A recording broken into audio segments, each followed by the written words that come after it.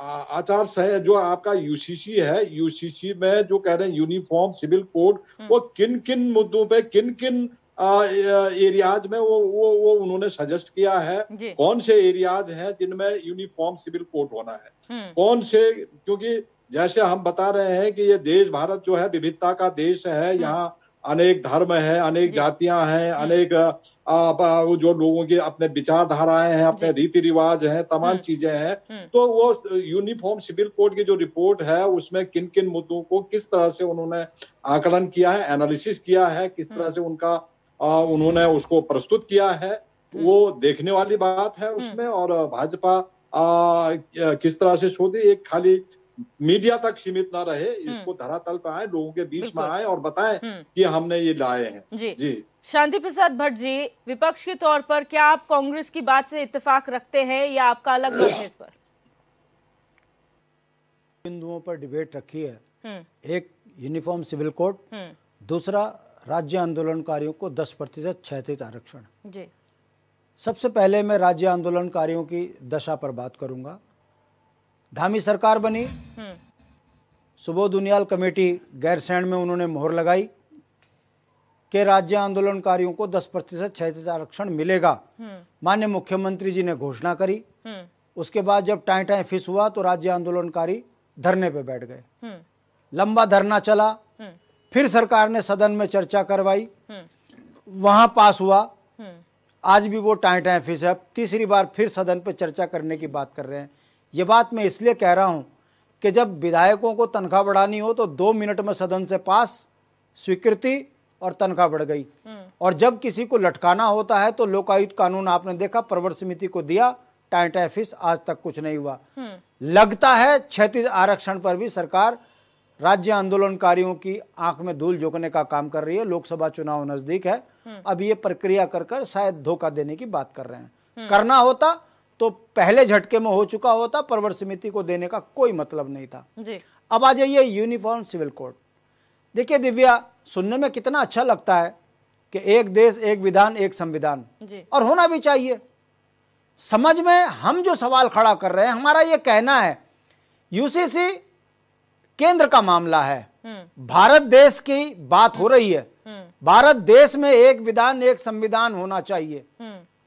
ये उत्तराखंड राज्य में ट्रायल क्यों? क्या धामी देश के अंदर एक कानून एक संविधान चाहते हैं और भारत सरकार में बैठे मोदी जी नहीं चाहते इस देश में एक कानून और एक संविधान? नहीं लगता हमको कि कहीं ना कहीं गतिरोध है कि राज्य की सरकार चाहती है देश के अंदर एक कानून एक विधान एक संविधान हो, मगर मोदी जी नहीं चाहते। यानी कि भारतीय जनता पार्टी के कार्यप्रणाली में दोहरा चरित्र दिखता है। दूसरी बात, देखिए मैं सनातन धर्म से का अनुयायी हूं। भारत के अंदर आदिवासी लोग भी रहते हैं, उनकी अलग अलग परंपराएं हैं, हिंदुओं की अलग परंपराएं हैं, ईसाइयों की, पारसियों की अलग परंपराएं हैं। तो क्या माना जाए? क्या हम समलैंगिक, मैं सनातनी हूं, समलैंगिक रिश्तों को स्वीकारा जाएगा? क्या लिविंग रिलेशन को सनातन धर्म में स्वीकारा जाएगा? सरकार यदि ईमानदार होती तो इस पे श्वेत पत्र जारी करती। सरकार की चुप्पी ये बताती है कि सरकार इसको सिर्फ चुनाव की तरफ लेके जाना चाहती है। तीसरी बात, कितना अच्छा लगता कि ये धामी सरकार कहती एक शिक्षा एक इलाज, मतलब गरीब का बच्चा तो प्राथमिक विद्यालय में पढ़े, इनका बच्चा जो है सेंट जोसेफ में पढ़े। गरीब के बच्चे को दून हॉस्पिटल में इलाज ना मिले, और ये मैक्स से लेके अपोलो से पहले इनको जुकाम तक इनका ठीक नहीं होता। वहां अगर ये कहते कि देश का नागरिक, संविधान से, देश में नागरिक से बड़ा कोई पद नहीं है, और इस देश के नागरिक को समान इलाज, समान शिक्षा, समान वेतन, कर्मचारियों को तो संविदा में 7,000 की दिहाड़ी में झोंक दो, और विधायक ले 5-5 लाख और गाड़ी भी बंगला भी। ये जो बात भाजपा करती है, इससे स्पष्ट होता है कि ये जुमलेबाज हैं, झूठ बेईमानी इनके राजनीतिक चरित्र में है। इसलिए यूसीसी में प्रधानमंत्री की चुप्पी और धामी जी का शोर मचाना ये बताता है कि इस ट्रायल को, प्रयोगशाला को, उत्तराखंड को प्रयोगशाला बनाओ। यदि सफल हो गए तो मोदी जी, और असफल हुए तो धामी जी, और अगर जनता ने स्वीकार लिया तो उत्तराखंड की गर्दन काट दो, और अगर नहीं स्वीकारा तो धामी जी के इस कदम की जो है भर्त्सना करते हैं। कहने का मतलब है दिव्या, हम जो बात बोलते हैं, भारतीय जनता पार्टी का कोई नेता ये बताने को तैयार नहीं है क्या आप आदिवासियों की परंपराओं पर कुठाराघात करोगे? स्वीकार्य होगा क्या? हिंदू धर्म में सनातन धर्म की परंपराओं पर जो कुठाराघात होगा, क्या उसको स्वीकार्य किया जाएगा?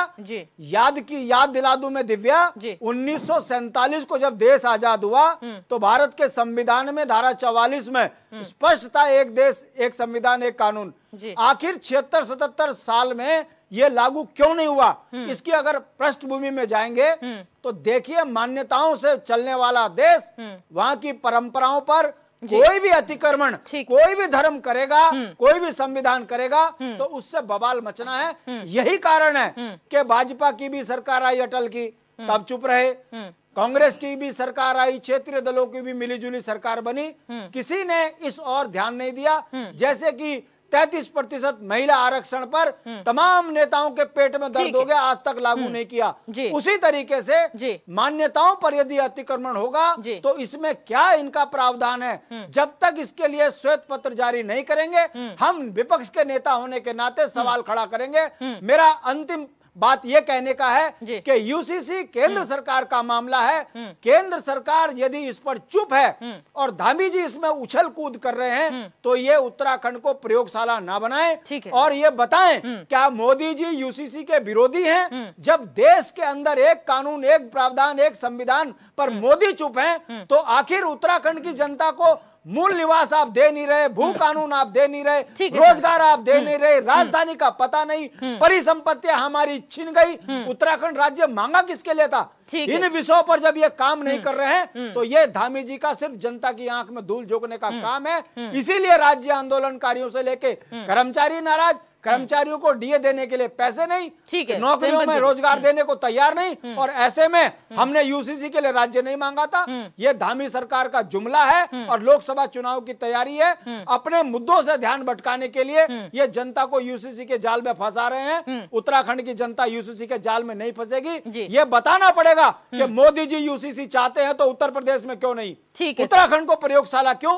हम इसको जो सिरे से खारिज करते हैं इस बात को लेकर कि जब तक श्वेत पत्र जारी नहीं करेगा हम इस पर सवाल खड़ा करते रहेंगे। ठीक है, प्रेम पंचोली जी, आपका एनालिसिस क्या कहता है? क्योंकि बहुत लंबे वक्त से जो है राज्य आंदोलनकारियों का क्षैतिज आरक्षण लटका हुआ है, अब यूसीसी की बात आ रही है, वहीं चुनाव नजदीक है, सत्र बुलाने की बात कही जा रही है। मैं तो क्या कह सकता हूँ कि सत्र बुलाना इनका धर्म है और जो सत्ता में सरकारें, जो सरकारें चलाते हैं, और जरूरी है कि सत्र, विशेष सत्र बुलाए जाए या सत्र को बार बार बुलाया जाए। साल भर में कितने दिन विधानसभा चलनी चाहिए?